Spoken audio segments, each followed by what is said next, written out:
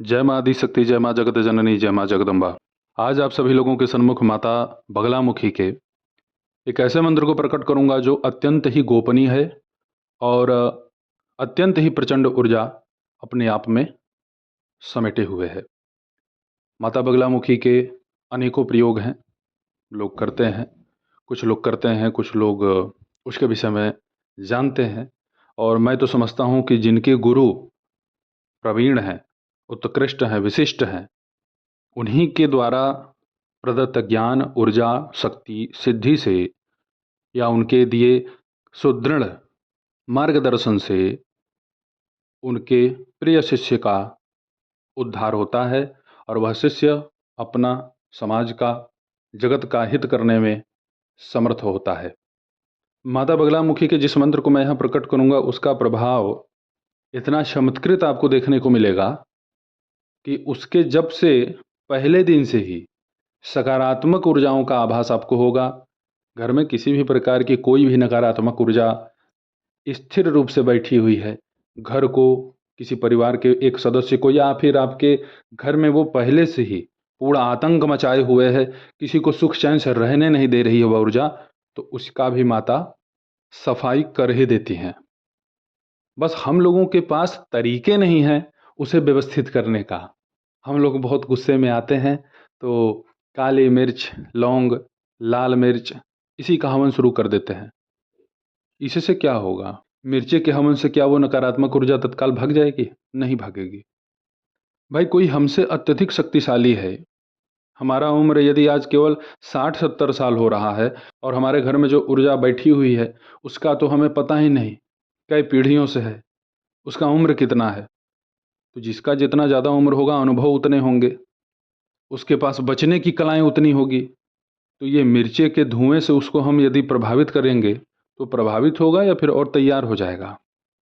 उस शक्ति को पहले आप अपनी सामर्थ्यता के आधार पर समझ लें कि भाई हमने क्या क्या जब तब किया जिसके प्रभाव से यह निस्तेज नहीं हुई ऊर्जा, तो आपको उसी माध्यम से आकलन कर लेना चाहिए।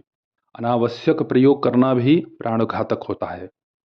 माता बगलामुखी का आप पहले मंत्र सुन लीजिए।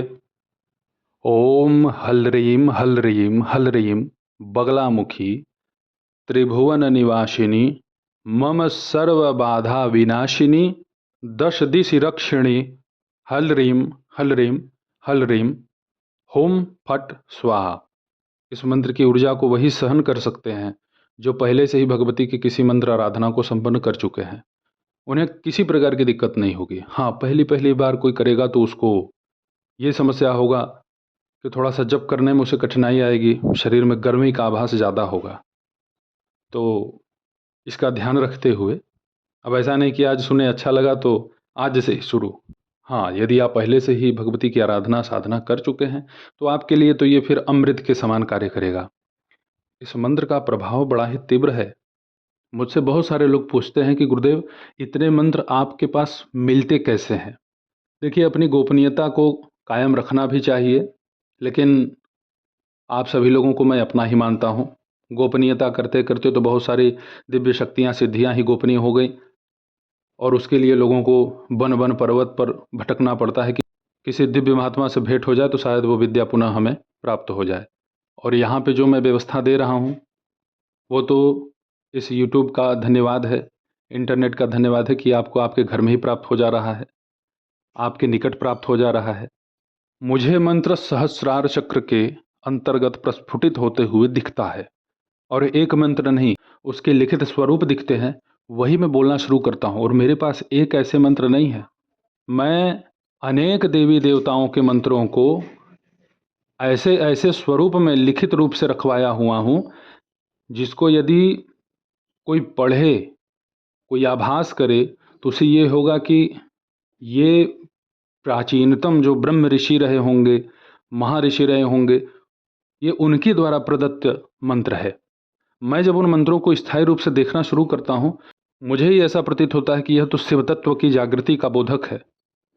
जिसके अंदर शिवत्व की जागृति है, जिसके अंदर उसके इष्ट की अथर्वा पूरी तरीके से प्रकाशमान है, यह प्रभाव, यह सामर्थ्यता उसे ही मिल सकती है।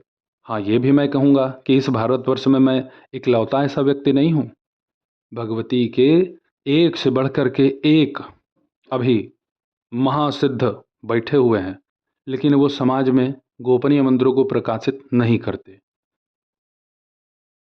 कलयुग में सब कुछ दूषित है और इसी दोष के कारण लोग किसी अच्छे व्यक्ति पे भी विश्वास नहीं कर पाते और उम्र बीत जाती है। बस उन्हें यही होता है कि इससे ज़्यादा उम्र मेरा है, इससे ज़्यादा ज्ञान हमारा है, इससे ज़्यादा तो जब मैंने कर रखा है। इसी व्यर्थ प्रलाप में ही वो व्यक्ति अपने शेष आयु को नष्ट कर लेता है और दर दर भटकता रहता है और आगे चल कर के जो उन्हें प्राप्त करना चाहिए वो प्राप्त भी नहीं कर पाते। जब उन्हें संसाधन साधन सब प्राप्त होता है तो आयु ही नष्ट हो जाती है। माता बगलामुखी के जिस मंत्र को भी हमने आप सभी लोगों के सम्मुख प्रकट किया है, इस मंत्र का आपको रुद्राक्ष की माला पे बगला मुद्रा में जप करना होगा। जैसे माता बगलामुखी अपने दाएं हाथ में गदा धारण करती और बाएं हाथ से शत्रु की जिह्वा पकड़ी रहती हैं, ठीक उसी भांति दाहिने हाथ में माला लीजिए, ऊपर उठाइए, बैठे ही रहिए और बाएं हाथ से आपको क्या करना है, अंगूठा, मध्यमा, अनामिका, इन तीनों उंगलियों को आपस में मिला लेना है और तर्जनी और कनिष्ठिका अलग अलग सीधे रहेंगे। इस मुद्रा को लगा करके भगवती के इस मंत्र का जप कीजिए, इसका प्रभाव देख लीजिए। इस मंत्र का आपको हवन नहीं करना है। बहुत सारे लोग हमसे कहे कि गुरुजी यदि आप ऐसे ही अपने गोपनीय मंत्रों को जन प्रकाशित करते रहेंगे तो हो सकता है आपके इष्ट, आपके गुरु, आपके ऊपर जिन जिन महाशक्तियों की कृपा है वो सब रूठ जाएं। हमने कहा अगर रूठी होती तो अब तक ये मंत्र की व्यवस्था देती हमको। भाई जन प्रकाशित करने का मेरा भाव ही तो है, इसीलिए तो माँ दे रही है। मुझे अपने लिए जो करना चाहिए वो मैं तो कर लिया हूँ। बृहद रूप से हमने अपनी आराधना साधना संपन्न कर रखी है। जिस साधना के बल से भगवती की विशिष्ट कृपा मैंने प्राप्त की, अत्यंत ही गोपनीय मंत्रों को जन प्रकाशित कर रहा हूँ और मुझे उसका कोई दंड और श्राप नहीं लग रहा है, तो और कौन सी मुझे श्रेष्ठ साधना करनी चाहिए। भंडार दे सकता हूँ आप लोगों के सामने इसकी सिद्धि, इसकी साधना की, लेकिन पहले से ही लोग गुरु बन बैठे हैं। लोगों को शिष्य नहीं बनना है, लोगों को समझना नहीं है, लोगों को कमी ढूंढना है। तो कमी ढूंढोगे तो भाई बस उम्र बिताते चलो। कुछ लोग इतने सारे किताब पढ़ लिए हैं ना कि वो अपने आप को इस संसार का दूसरा ब्रह्मा मान लेते हैं। तो अब उनसे हम क्या बात करेंगे, कुछ नहीं। भाई भगवती को प्राप्त करने के लिए अभी छटपटा रहे हो, कुछ लोगों को प्राप्त हो चुकी हैं।